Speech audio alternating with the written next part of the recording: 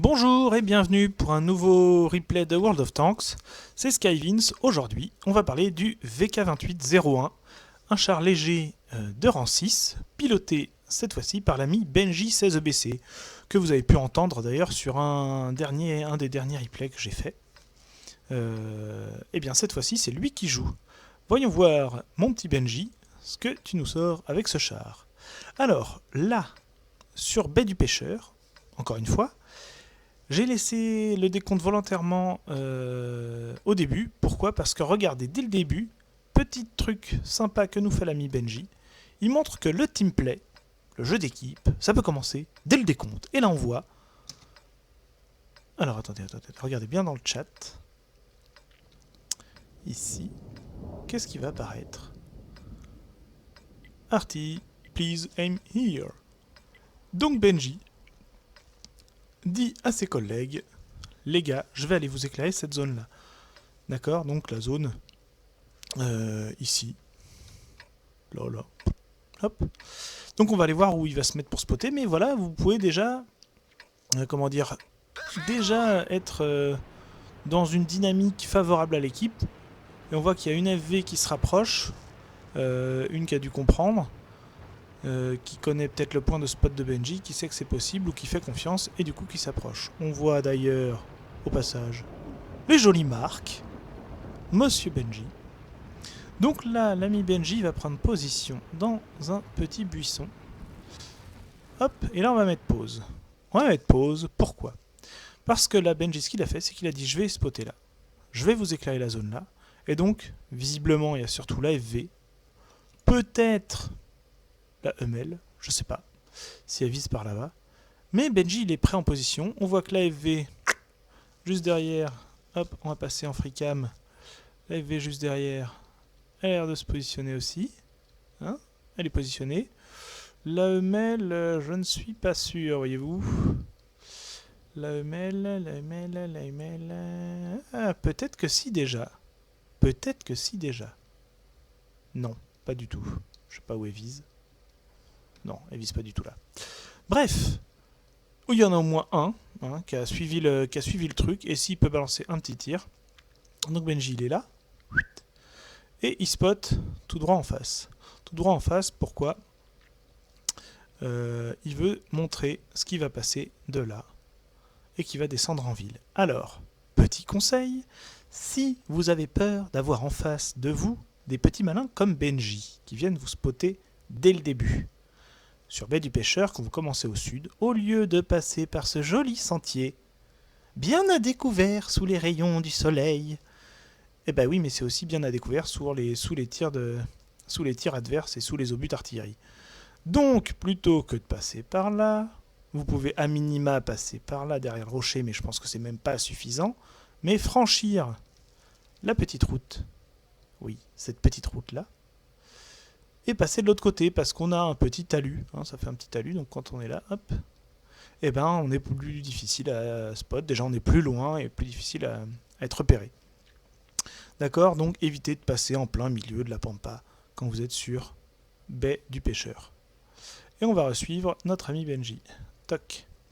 Donc là Benji, il fait du spot passif. Du spot passif, c'est-à-dire, je me mets dans un buisson, j'active mes binots, et je ne tire pas. Si je tire, je me fais détecter. Là, il y a un 12 tonnes qui arrive très près. Donc là, 12 tonnes, c'est danger. Danger parce qu'il vient près et il a un barillet. Donc déjà, il s'est fait spot. On voit qu'il a eu 2 bounce dans le... Ouh lolo, 432. Et ben voilà, la force de l'obusier. Ce petit char, ce petit VK28, ce qui fait aussi sa force, c'est son petit obusier de son 5 qu'on retrouve sur le Hetzer, qu'on retrouve sur le Panzer 4H, et là, boum, 340, c'est la terreur de tous les légers adverses. Parce que pour un tir de 6-7 secondes, et ben c'est 450 dans les dents potentielles, quoi. Donc on fait pas le malin quand on a un char en papier, quoi. Dans un CDC de flanc, ça passe pareil. Dans les RHM, les Stourer 1000, les trucs comme ça, les types 64. Ça, ils dégustent chaud quand ils prennent une choquette comme ça, je vais te dire, ça déguste chaud. C'est pour ça que de temps en temps, on peut en sortir un Bastion TR6. Il y a tellement de type 64 qui pop que une petite hache dans la tourelle et ça fait coucou. Des chocs à pic. Donc là, un petit shot à longue distance sur la J-Panthère. Donc là, tout petit dégât, mais je pense que c'est un splatch. Après avoir visionné la vidéo, je pense que là, c'est un des splatchs. Et là, c'est une position intéressante parce qu'il a sorti 2 légers qui étaient venus au milieu. Il reste le Lush. Le 59-16 qui est là-bas, en J1. Là. Donc, bah, résultat, toute la route du middle, qui est quand même un point pas mal d'observation et de tir longue portée, quand même. Toute la rue, là, bah, elle est free, quoi. Elle est free, c'est le royaume de Benji, quoi. C'est le royaume de Benji, il est chez lui. Bon, cependant, il voit que là, ça pousse et que les ennemis se sont regroupés. Il passe à une phase plus agressive. Il a quand même sorti 2 légers, ce qui est pas mal parce que c'est les yeux de l'équipe, c'est eux qui vont voir loin. Là, tir auto sur le 59-16. Ouh, ça passe tout de suite. C'est pareil, un gros 424. Mais vous voyez quoi, quand t'es en 59-16, tu prends un 424 d'un gars qui est du même tir que toi, même classe de char que toi. Mais aïe quoi. Aïe aïe aïe aïe aïe. Il a pris trop cher. Mais oui. Une petite chouquette dans le derrière, une petite... Bah. Bon, bah merci. Vous nous renverrez notre but quand vous l'aurez trouvé. On l'a pas perdu. Un petit tir. Pas mal. C'est pas mal, ça passe. Ça accumule un peu les dégâts. Là, tranquillement, un petit tir. Un petit 136. Vous voyez, même avec un angle un peu dégueu. L'obus qui splatch.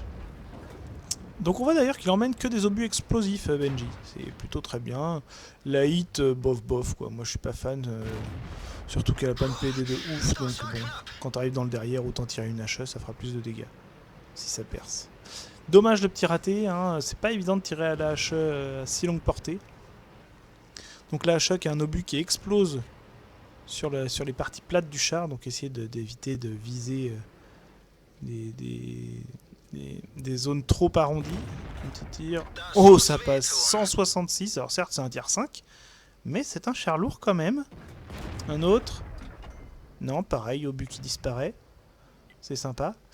Oui, l'obus explosif qui a le gros avantage d'exploser au contact du char adverse. Mais qui, du coup, a le gros inconvénient d'exploser aussi au moindre élément de décor. Et donc s'il y a une barrière entre les deux, que vous tirez dans la barrière, alors certes, la barrière, mais vous lui mettez une misère de ouf, mais le char derrière, juste il rigole, quoi. Il a rien pris du tout. L'obus s'arrête sur la barrière. Là, un petit tir en mouvement, il a bien fait de pas s'arrêter, parce qu'un tir d'OI, par contre, ça le dépop en 2-2. Un petit 135, quand même, dans un flanc d'OI, et ça poke. Ça poke, en fait. C'est ça qui est pénible pour l'adversaire, c'est que ça poke, ça poke, ça poke. 100, 130, 100, 130... 90, et c'est tout le temps, enfin tout le temps, toutes les 8 secondes quoi, toutes les 7 secondes, un petit 87, peut-être taper un peu la tourelle, je sais pas. N'empêche qu'il a bien fait de revenir ici, pas s'encastrer à descendre en bas parce que du coup en combat rapproché c'est pas non plus foufou. Alors là on va voir la belle cloche, vous voyez, la belle courbe de l'obus, ce qui permet de taper des gars qui sont un petit peu derrière la crête comme ça et ça peut surprendre. L'obus qui retombe après. Donc pas mal, et ben ça a bien nettoyé mine de rien, il a encore pas mal de points de vie, il est revenu au milieu à bonne distance parce que lui il a des binos, lui il voit loin mais les autres ne voient pas loin du tout. Ils ont juste... Oh, encore un one shot. C'est le one shot game. Ouais là celui-là il a dû passer au dessus. Ils ont plus que le T3400 qui voit un petit peu loin je pense, c'est un médium. Je dirais à la base, de toute façon, de base, il verrait plus loin qu'un OI. Donc là, hop, petite phase de scouting passif. C'est pas, le scouting passif, on n'en fait pas forcément qu'en début de partie. En fin de partie, ça peut être super important, surtout quand on est peu. Du coup, ça donne aux alliés, par exemple, en plus là, avec des TD, des artis, ça donne la vision aux copains. Et sans prendre de risques, quoi. Donc là, il utilise bien la maison pour rester à couvert, surgir, en mettre une petite direct. Oula, ouais, bon voilà. Une grosse hit de Strong Boy dans Benji. Et puf, on répare le canon et on met la chouquette dans le derrière.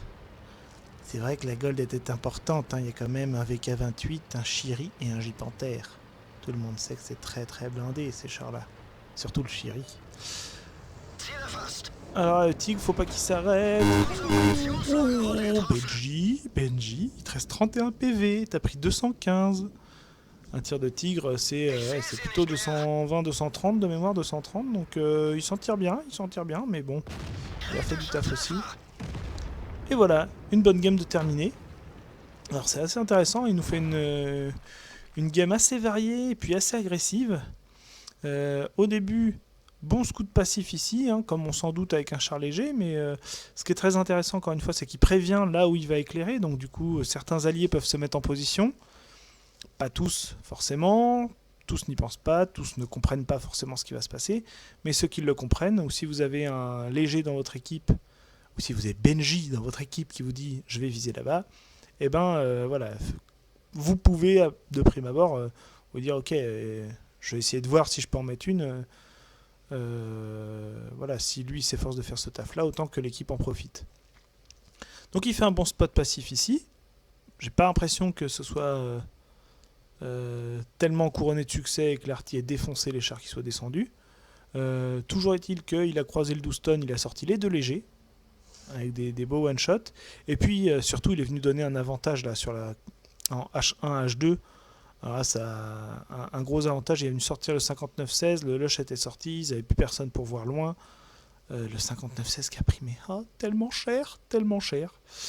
Et puis après, il a aidé, contourné, balancé des petites chouquettes dans les flancs, dans les fesses. Ça a permis à son équipe de passer. Et puis encore une fois, c'est des petites chouquettes qui font des dégâts et puis qui endommagent, quoi. Qui endommagent un atelier, un pilote, un tireur. Et puis tout de suite, c'est moins de mobilité, plus longtemps de reload, etc. Donc c'est des petits avantages à droite à gauche qui permettent de faire gagner parfois l'équipe. Et puis après, chose très intéressante, il aurait pu descendre en bas ou dans les buissons qu'on a ici pour essayer de spotter, sauf qu'il a été en zone bien trop proche pour un léger, c'est-à-dire qu'à un moment donné, il a 400-500 points de vie. Là, il est bien trop près dans la zone au bord de la route pour faire du proxy spot. Il est bien trop près de l'OI du tigre, etc. Là, ils peuvent pas le rater. Il a repris ses distances. Lui, il voit loin, les chars lourds voient pas loin, donc je reprends mes distances et j'éclaire. C'est vraiment sur une map en plus qui est bien grande comme celle-ci. Quand vous avez un char léger, un char moyen, que vous avez des chars en face, vous savez qu'ils voient moins loin, reprenez vos distances. Bougez, essayez de les spotter, laissez activer vos binoculaires pour voir plus loin. Ça permet à vos alliés de taper, ça vous permet vous de taper en étant hors de portée de vue, et ça vous donne un avantage plus que certain. En tout cas, Benji a bien su en profiter. Une jolie partie. On va aller voir le résultat de bataille. Hop. Donc sur le résultat de bataille, une as du char. Bravo Benji. Un petit fanion de spotter qui fait toujours plaisir quand on joue un char léger ou un médium, parce que ça veut dire quand même qu'on a éclairé un petit peu, qu'on a donné un peu d'aide. Il y a aussi les HE qui ont tendance à track, casser les chenilles des adversaires, ce qui fait que tous les dégâts qui sont mis derrière sont aussi des dégâts d'assistance. Je voulais voir le petit SU 152 là. Ah non, on n'a pas pété de module. Le OI, il y a eu quoi de pété? On sait pas du coup. Donc voilà, une jolie gros calibre, quand même, en VK28.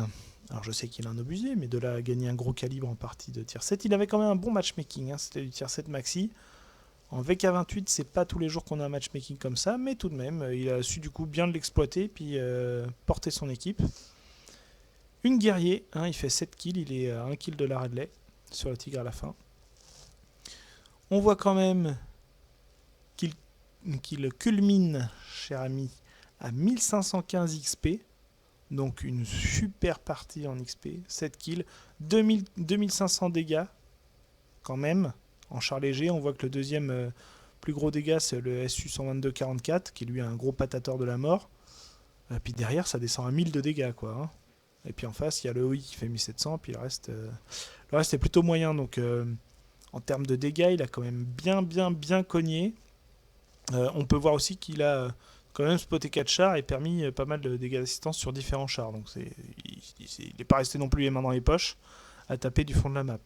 Il fait 1500 dégâts de spot, c'est pas fou, mais en tier 6 c'est pas dégueu non plus, parce qu'il n'y a pas non plus énormément de points de vie. Bon après la précision, on sait que l'obusier c'est pas trop ça, il met en gros un tir sur deux. Bon, il fait aussi des tirs en mouvement pour éviter de se retrouver en pyjama au milieu de la plaine, quoi. Donc c'est plutôt pas mal.